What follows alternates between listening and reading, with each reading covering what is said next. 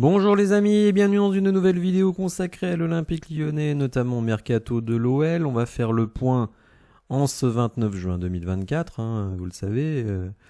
Le mercato dans beaucoup de pays commence le 1er juillet, ce qui peut expliquer qu'un certain nombre de dossiers n'avancent pas beaucoup. L'Euro évidemment bat son plein, donc notamment les joueurs qui sont à l'Euro, évidemment sont pas forcément hyper disponibles pour s'occuper de ce genre de choses. Donc on va parler des sujets du moment, on va parler de Yankuba Minteh. Vous allez voir que le dossier est mort carrément, on va un petit peu voir ce qui s'est passé. On parlera de Miko Tadze, c'est très difficile de se prononcer sur Miko Tadze puisque lui il est en train justement de briller avec la Géorgie à l'Euro, donc forcément le FC Metz se dit qu'il pourrait en tirer sans doute plus de 20 millions. Et le joueur d'ailleurs a peut-être de nouvelles propositions suite à ses très bonnes performances. On parlera de Jake O'Brien. Vous savez, Jake O'Brien pourrait ne pas continuer l'aventure avec l'Olympique Lyonnais. Et on parlera enfin de deux dossiers qui sont bouclés. Et on va dire il manque plus que la signature. Thiago Almada, qui évolue actuellement à Atlanta et qui va aller faire quelques mois à Botafogo avant de rejoindre l'Olympique Lyonnais. Et bien entendu, une recrue qui, elle, pour le coup, est certaine. C'est notre nouveau défenseur central, l'ami Niakate, qui a passé sa visite médicale et devrait être bientôt annoncé. Seule incertitude, elle n'est pas neutre, c'est le prix du transfert, puisque des chiffres qui vont quasiment du simple au double sont évoqués. Alors Yankuba Minteh, donc ailier droit, que l'OL voulait absolument. J'avais fait une vidéo qui s'appelait l'OL pousse fort pour Yankuba Minteh. On a même évoqué un chiffre de 47 millions d'euros, une proposition de 47 millions faite à Newcastle. Newcastle qui est obligé de vendre pour le fair play financier. Évidemment, les 47 millions Newcastle les aurait bien pris, mais c'est le joueur qui a clairement fait obstacle. Il ne voulait pas quitter la Première Ligue. Il a été un temps annoncé à Newcastle, puis ensuite à Nottingham Forest, et finalement, il va signer à Brighton, ancien club de Roberto De Zerbi, le nouveau coach de Marseille. Et donc, il atteint ce qu'il voulait, c'est-à-dire rester en Première Ligue. Et le montant du transfert se fait aux alentours, donc de 33 millions de livres, ce qui fait à peu près 38 à 40 millions d'euros. Certains pourront voir le côté positif, c'est que finalement l'OL a l'envie vraiment de faire un mercato spectaculaire, même si, et ça je l'ai beaucoup lu dans les commentaires, mais comment ça mettre 47 millions sur Minteh et ne pas mettre la moitié sur Miko Tadze? Pour certains, cette discordance est incompréhensible. Alors dans les différentes infos que l'on a sur Yankuba Minteh, il faut savoir que l'OL c'est vraiment le club qui a fait la plus grosse proposition, mais c'est vraiment un choix du club. Bon, alors d'une certaine manière on ne doit pas se désoler qu'un joueur aille dans un club autre que le nôtre dès lors qu'il ne veut pas venir.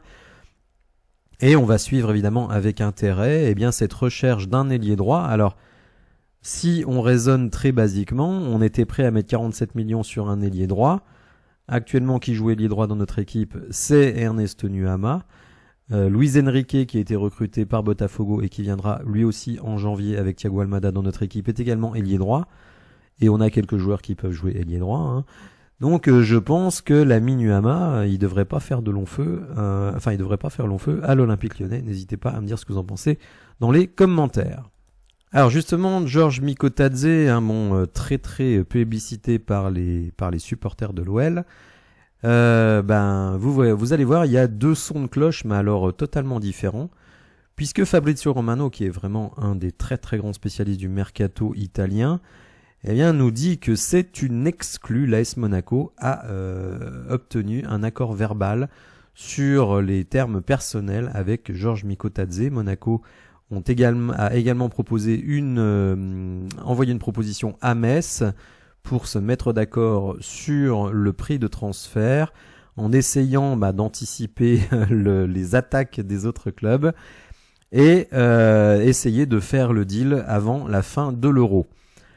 Alors, ça, c'est la version de Fabrizio Romano qui nous présente ça comme une exclue et qui nous dit Monaco est d'accord avec Mikko Tatze et pour le moment, ils ont fait une première proposition.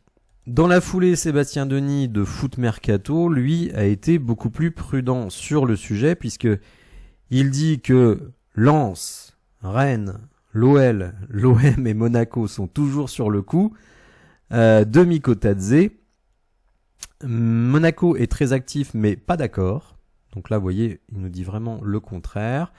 La valeur du joueur n'en finit pas de grimper pour le plus grand bonheur du FC Metz. C'est sûr que Metz, qu'il avait mis sur le marché pour 20 millions, se dit maintenant il pourrait sans doute en obtenir 30.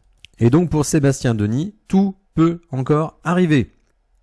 Alors figurez-vous qu'un autre club est entré dans la danse, un club anglais, West Ham, qui lui aussi aurait proposé 20 millions. Donc vous voyez, je pense que pour Mikko Tatze, il faut vraiment attendre la fin de l'Euro pour lui. Je crois qu'ils vont jouer l'Espagne avec la Géorgie, donc ce serait vraiment un exploit exceptionnel que de sortir l'Espagne, mais bon. Donc ça va se décanter très rapidement pour Mikko Tatze.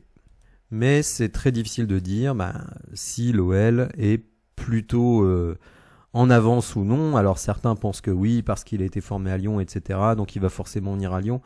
Je crois pas qu'il faut raisonner comme ça. Le joueur évidemment veut une situation qui lui convient. Moi c'est vrai que aller à Monaco, pour lui, je vois franchement pas l'intérêt de jouer devant 5 ou 6 000 spectateurs à chaque match à domicile, c'est quand même pas la folie. Bon, ça c'est mon point de vue. Le fait que Lacazette reste, est-ce qu'il a envie de jouer à deux attaquants? Ça n'a jamais été fait par Pierre Sage, donc est-ce qu'il se voit pas forcément titulaire? Nous, c'est embêtant parce que finalement, on pourrait anticiper le départ de Lacazette avec un joueur qui est vraiment en train de faire ses preuves en 2024. Bref. C'est une situation pas évidente et je suis curieux de savoir quelle va être l'issue de ce dossier. Alors Fabrizio Romano, lui encore, nous indique que West Ham, décidément, West Ham essaye de faire donc un mouvement pour recruter le défenseur central de l'Olympique Lyonnais, Jake O'Brien, qui est un autre nom sur leur shortlist. Ils sont également sur Max Kilman, que je ne connais pas, je dois vous l'avouer, qui visiblement joue à Wolverhampton, mais Wolverhampton en demande 45 millions. Évidemment, même pour une équipe comme West Ham, ça peut faire réfléchir. Ils essayent de vendre Naïef Aguerd et ils demandent 45 millions aussi. Donc bon, s'ils font Aguerd, ils vont pouvoir financer Kilman. Mais pour le moment, O'Brien est donc sur cette liste-là. Vous savez que O'Brien intéresse dans de nombreux clubs, que ce soit en Bundesliga, puisqu'on parle du Borussia Dortmund, ou même en Italie avec la Juventus Turin. Tout porte à croire que le joueur va partir, tout simplement parce que, selon les infos de l'équipe, John Textor a promis 100 millions de ventes. Je ne vois pas comment on atteint les 100 millions de ventes sans vendre Jake O'Brien, qui doit valoir dans les 25-30. Si vous mettez Cacré 25-30 aussi, et Cherki 20-25, vous êtes déjà à 75-80 millions. Donc après, un joueur par-ci, un joueur par-là. On sait que Baldé est sur le départ, que Diomandé est sur le départ, peut-être Tagliafico. Donc ça paraît pas fou ensuite d'atteindre ces fameux 100 millions. Alors en passant un petit mot d'Abner Vinicius, vous savez, latéral gauche, qui va venir remplacer Enrique. Eh bien, il est à Lyon et on nous dit, donc c'est le Progrès qui nous dit ça, que sa signature sera officialisée en juillet, donc à partir de lundi, sans doute pour passer sur le prochain exercice fiscal, mais lui aussi c'est quasiment fait. Tout comme est quasiment fait donc Moussa Niakhaté. Et Benjamin Quarez du Parisien nous affirme que Moussa Niakhaté va signer ce soir. Le défenseur a passé sa visite médicale et les différentes parties, donc le joueur, l'OL et Nottingham Forest, échangent les derniers papiers. Alors, il faut savoir que Nottingham Forest avait absolument besoin de vendre pour 20 millions de joueurs. Pour le moment, ils en ont déjà vendu 2, et donc Niakhaté serait le 3e. Vous voyez que Benjamin Quarez, lui, parle d'un transfert aux alentours de 15 millions d'euros. Alors 15 millions d'euros, c'est pas rien. mais c'est bien inférieur à ceux annoncés par l'équipe et Hugo Guimet, qui lui nous parle plutôt de 30, voire 31 millions.